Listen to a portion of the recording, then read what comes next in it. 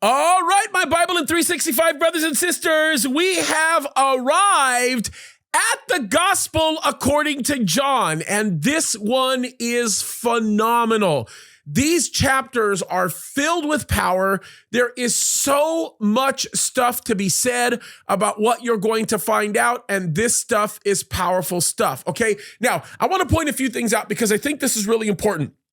There are some common misnomers that oftentimes exist with the gospel according to John because of things that have been handed down as a result of tradition, right? Like a lot of people will talk about Matthew writing to a Jewish audience, and of course he did. Mark, a lot of people say wrote to a Roman audience, but actually he wrote prominently to a Jewish audience, believe it or not, because he was discipled by a man who believed distinctly in writing to a Jewish audience, and the Romans that he would have been writing to probably would have been Jewish Romans living in Rome, if that makes any kind of sense, right?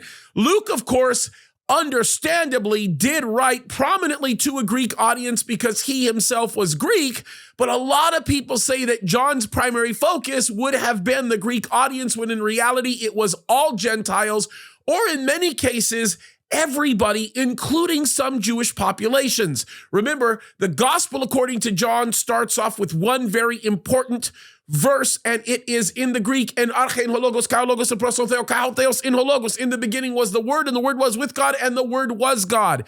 And those words were powerful. They were designed to be an attention getter, and it was designed for John to basically say, I know who the true God is that you do not know about and have not experienced him like we've experienced him, but we have in essence experienced him. Matter of fact, we know why John actually wrote the book. John tells us the primary reason for him writing the book is found in John chapter 20, which says that you may believe that Jesus is the Christ, the Son of God, and that believing you may have life in his name. Now, there are some very interesting facts about John that some people may know, some of you might actually know. Like, for example, John was undoubtedly the longest living apostle. By the way, that was not simply because he did things to avoid death. It was because God had sustained him, because there were multiple occasions where he was believed to have been, where they tried to kill him, basically, including the most famous of which, when they actually boiled him in oil, or tried to boil him in oil before they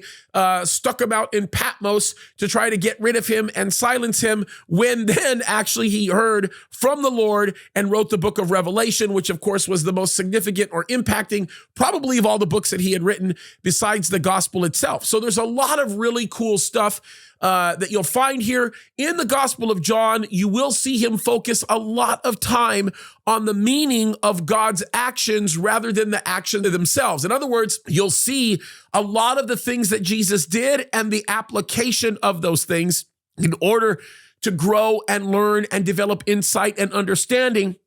And the stuff that Jesus did was really, really powerful. By the way, the book of John is not as much chronological as it is somewhat topical. Although I will tell you this, the chronology of John, an overwhelming portion of the chronology of John, centers around the death, burial, and resurrection of Christ, which is another very interesting fact. The other thing that should be noted here is the deity of Christ is very much emphasized in a very different way by John. And this is the reason why I say he's also writing to a Jewish audience, not just a Gentile audience. He's writing to everybody because he writes or tells us of a lot of statements that Jesus makes that are very powerful and continue to demonstrate the fact that he is God, and only a Jewish audience would understand the full implications of the statements that are being made. Like, for example, he talks about being the door. He talks about being the good shepherd. He talks about being the light of the world. Matter of fact, he makes a whole bunch of I am statements. Like, for example, in John 6,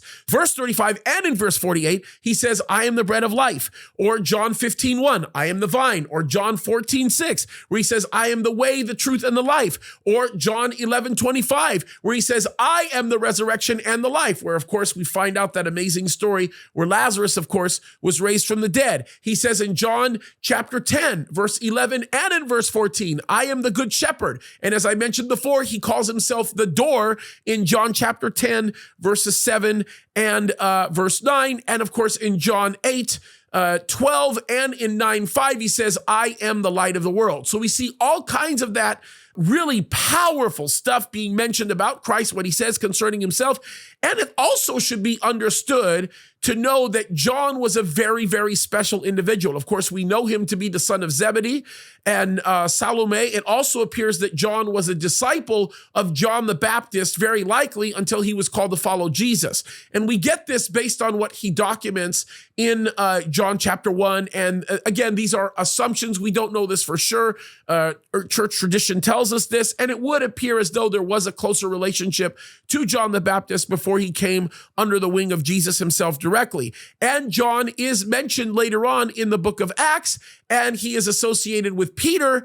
It's interesting because early on, he had a huge involvement in the church in Jerusalem, but later on was known for his involvement in the church in Ephesus. So very, very interesting. And in Acts chapter 3, you can learn about that. Acts chapter 4 and Acts chapter 8, those where you'll see appearances of John.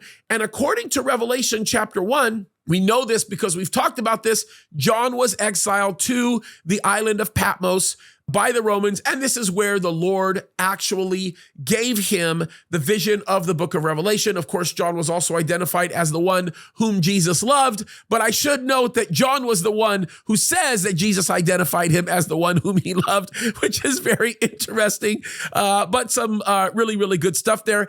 And John authored a lot of New Testament books, and we should probably talk about that. He wrote the Gospel according to John. He wrote 1 John, 2 John, and 3 John. And of course, he also wrote the book of Revelation. So we are talking about 5 very powerful books, have a lot of insight, and carry a lot of commonalities in writing style as well. So if you're a student of the Greek language and you're learning Greek, I would highly recommend you learn the Gospel of John, or learn Greek through reading the Gospel of John first, then go to 1 John, 2 John, 3 John, and then graduate into Revelation, and you'll develop a very deep insight of biblical Greek, and you'll sort of learn on into other things. So there's a lot here. The one thing that I would tell you about the Gospel according to John is that it is an incredible book. I believe that the Gospel of John, a lot of people say it was written anywhere between 60 and 90 AD. I'm going to lessen that number. I think it was written before 70 AD and probably after 62 AD.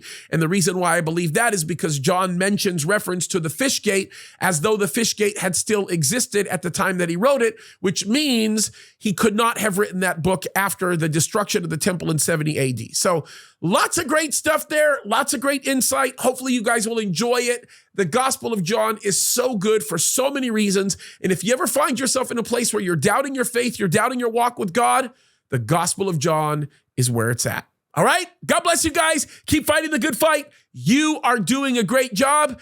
Love you guys. God bless you.